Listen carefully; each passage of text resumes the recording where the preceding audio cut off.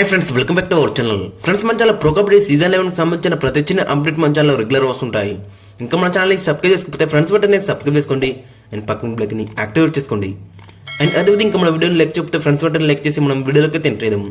Friends, తప్పకుండా like చేయండి. Like చేస్తే మన వీడియో మార్కెట్కి ఫాస్ట్ రీచ్ అవుతుంది.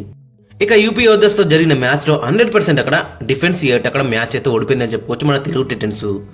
సో డిఫెన్స్లో మాత్రం చాలా అక్కడ మనకి మిస్టేక్స్ అయితే కనబడ్డాయి. చాలా తొందరపాటు అయితే కనబడేది మన డిఫెండర్స్ దగ్గర నుంచి. ఇక రైడింగ్ విషయంలో చూసుకుంటే అక్కడ మరి విజయ్ మాలిక్ అయితే ఒక్కడే ఒంటరి పోరాటం అయితే చేసిండు. ఇన్ఫాక్ట్ అక్కడ మరి పవన్ సర్వంత్ ఉన్నంతసేపు కూడా అతను కూడా చాలా బెటర్ రానిచ్చిండు. మొత్తం అక్కడ పవన్ సర్వంత్ 4 పాయింట్స్ అయితే తీసుకొచ్చిండు రైట్ పాయింట్స్. బట్ అన్ఫార్చునేట్లీ అక్కడ ఇంజురీ అయితే అయింది. సో కాబట్టి మరి అతను మ్యాట్ విన్ అయితే మనకైతే కనవలేదు.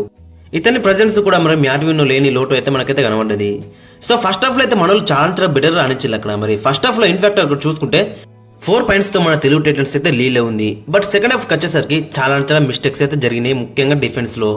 మొత్తం అక్కడ 6 పాయింట్ల తేడాతో అయితే మన తెలుగు టైటన్స్ ఈ మ్యాచ్లో అయితే ఓడిపోయిందని చెప్పుకోవచ్చు. సో అక్కడ మనం మెయిన్గా చూసుకుంటే మరి డిఫెన్స్ ప్రతి మ్యాచ్లో కూడా డిఫెండర్స్ అయితే చాలా పొరపాట్లు అయితే ఎత్తున్నారు. ముఖ్యంగా అక్కడ మనం చూసుకుంటే అంకిత్ జగ్లన్ కానీ, ఇటు పక్క చూసుకుంటే క్రిషన్ దుల్ కానీ అసలు వీళ్ళు స్టార్టింగ్ సెల్ ఉన్నట్టు అయితే మనకైతే అనిపిస్తలేదు. లెఫ్ట్ కర్నల్ అటు భవానీ రాజ్పూత్ అక్కడ చాలా బోనస్ అయితే తీసుకువెళ్ళిండు.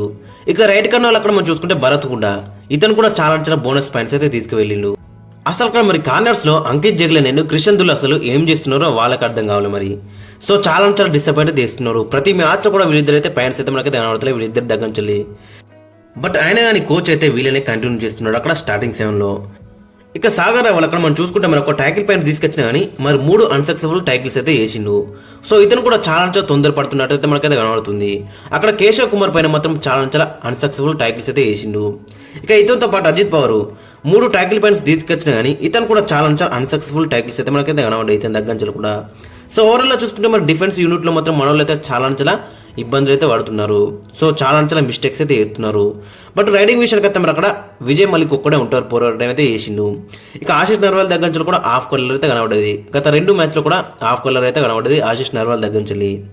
సో మంజిత్ అయితే మరి అక్కడ సబ్స్టిట్యూట్ తీసుకొచ్చింది. మరి అతను కూడా ఏ మాత్రం కూడా ఇంపాక్ట్ అయితే క్రియేట్ చేయలేకపోయాడు. అక్కడ విజయ్ మలిక్ ఒక్కడే మరి అక్కడ మొత్తం అక్కడ 15 పాయింట్స్ అయితే తీసుకొచ్చింది రైట్ పాయింట్స్. ఇక మరైపు అక్కడ యూపీ యోధర్స్లో మనం చూసుకుంటే అక్కడ మరి భవన్ రాజ్పూత్ మొత్తం 12 పాయింట్స్ తీసుకొచ్చిండు. ఇక భరత్ కూడా అక్కడ 11 పాయింట్లు, హితేష్ అక్కడ 4 tackle points and Sumit 3 tackle points. Overall అక్కడ మనం చూసుకుంటే యూపీ యోధర్స్ దగ్గర నుంచి అయితే మరి కలిసి కట్టగా పర్ఫార్మెన్స్ అయితే వచ్చింది. బట్ మన తెలుగు టైటన్స్ లో ఒక విజయ్ మలిక్ మినేస్తే ఎవరి దగ్గర నుంచి కూడా అంత మంచి పర్ఫార్మెన్స్ అయితే రాలేదు. సో అందుకే ఈ మ్యాచ్ కూడా మరి ఓడిపోయింది అని చెప్పుకోవచ్చు. ఇక డిఫెన్స్ లో మరి రానున్న మ్యాచ్ లో ఏ విధంగా మనల్ని ఇంప్రూవ్ చేసుకుంటారు అనేది చాలా ఇంట్రెస్టింగ్ కనబడుతుంది. మరి ప్రతి మ్యాచ్ లో కూడా మరి ఇదే డిఫెన్స్ లైన్అప్ తో అయితే మనల్ని వెళ్తున్నారు.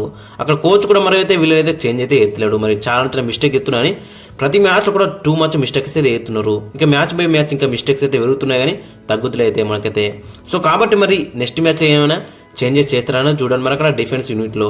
ఫ్రెండ్స్, మరి మీ ఒపీనియన్ అయితే కింద కామెంట్స్కి అయితే మెన్షన్ చేయండి. మరి ఈ మ్యాచ్ గురించి మీరేమనుకున్నారు?